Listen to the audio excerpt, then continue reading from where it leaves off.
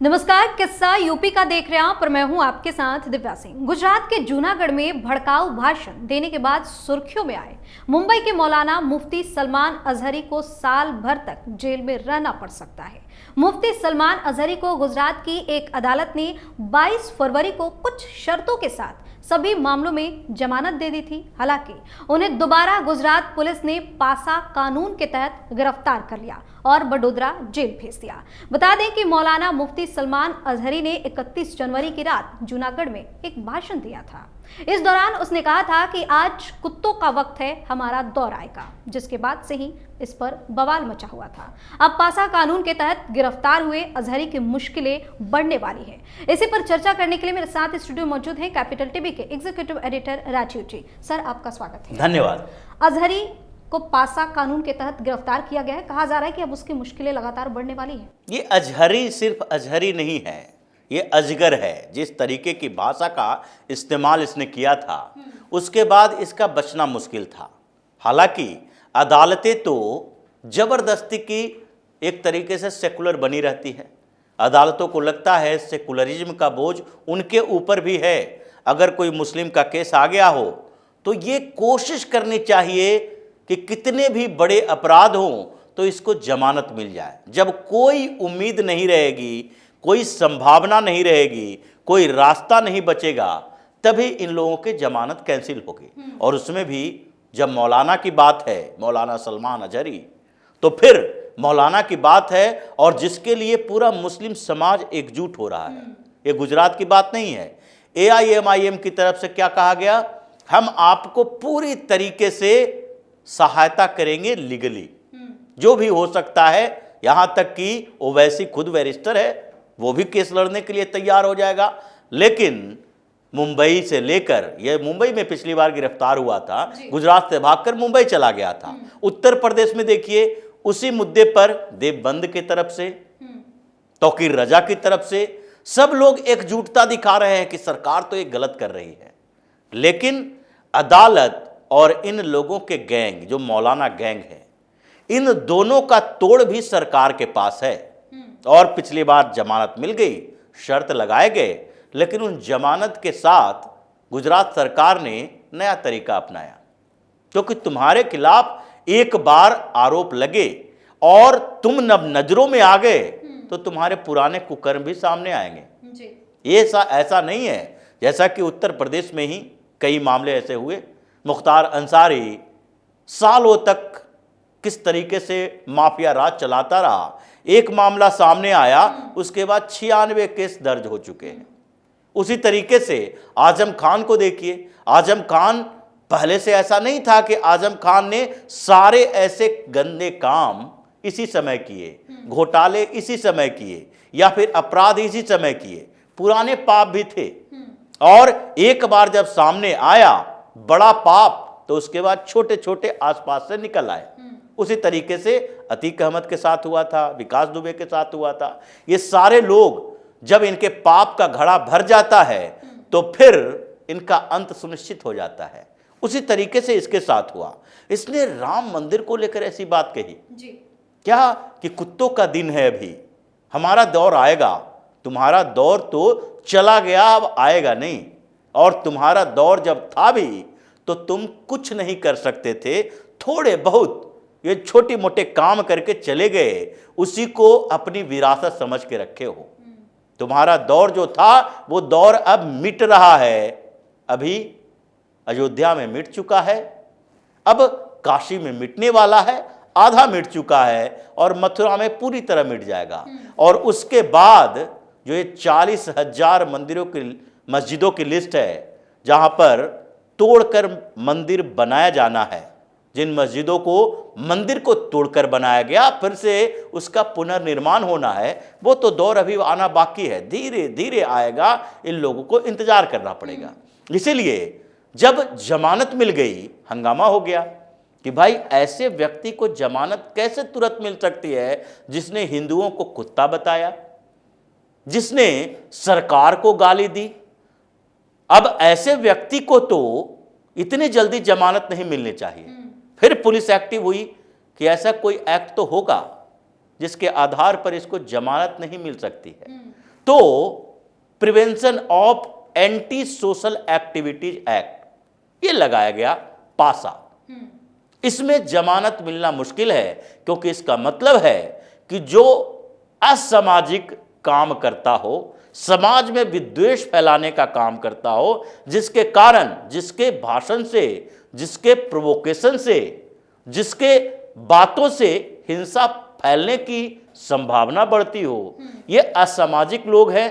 तो इसलिए इसके पुराने कई रिकॉर्ड निकाले गए और सबको जोड़ा गया कि अब इसको पासा के तहत ही गिरफ्तार करो, जिसमें पुलिस को अधिकार हो इसकी कस्टडी लेने का।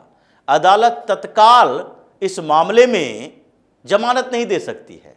जैसे यूएपीए है, दिल्ली दंगे में कई लोग जो हैं वो लोग हंगामा कर रहे हैं कि 4 साल हो गया, 4 साल के बाद भी अभी तक जमानत नहीं मिल रही है, क्योंकि उन लोगों के खिलाफ यूएपीए लगा हुआ है, और यूएपीए लगा हुआ हो तो जमानत मिलना तो मुश्किल है।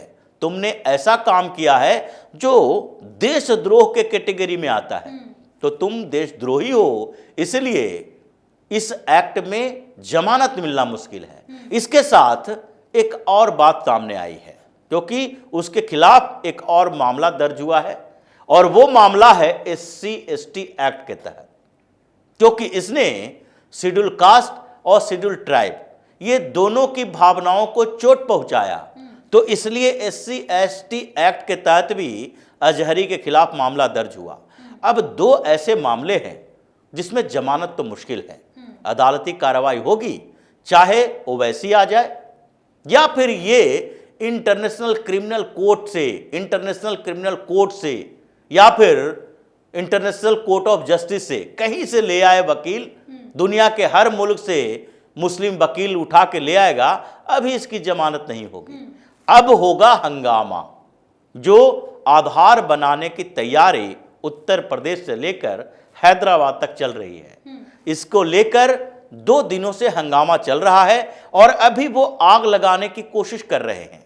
उत्तर प्रदेश में भी इसका असर 2-4 दिन में देखने को मिल सकता है। जब ये देवबंदी निकलेगा, तौकीर रजा जैसे निकलेगा, बर्क जैसे लोग निकलेगा, ये लोग धीरे धीरे बयान देगा और लोकसभा चुनाव से पहले इन मुद्दों को उठाने की कोशिश करेगा कि देखो कैसे गुजरात में मुसलमानों के साथ फिर से अत्याचार हो रहा है, मुसलमानों पर जैसे अत्याचार हुआ था पिछले बार दंगा के समय में, और अभी भी वहां पर प्रधानमंत्री नरेंद्र मोदी का वर्चस्व है, वो वहीं के हैं। उनको बोलना चाहिए कि इन लोगों को ऐसे केस में ना फंसाए, क्योंकि ये 2 तरह की रणनीति पर काम करते हैं।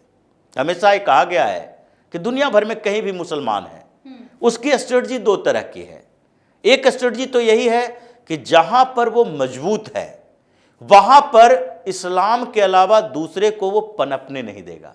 वो चाहता है कि किसी भी तरीके से जो गैर इस्लामिक लोग हैं, जो मुसलमान नहीं है, वो मुस्लिम बन जाए। उसके लिए वो हद से गुजर जाएगा। जैसे पाकिस्तान में जो बचे खुचे हिंदू थे, जो सिख थे, उन लोगों के साथ क्या हो रहा है? उन लोगों के साथ ये स्थितियां पैदा कर दी गई, बच्चियां 12-12 साल की है, उसको अगवा कर लिया जाता है और उसके साथ निकाह कर लेता है, उसको कन्वर्ट कर देता है।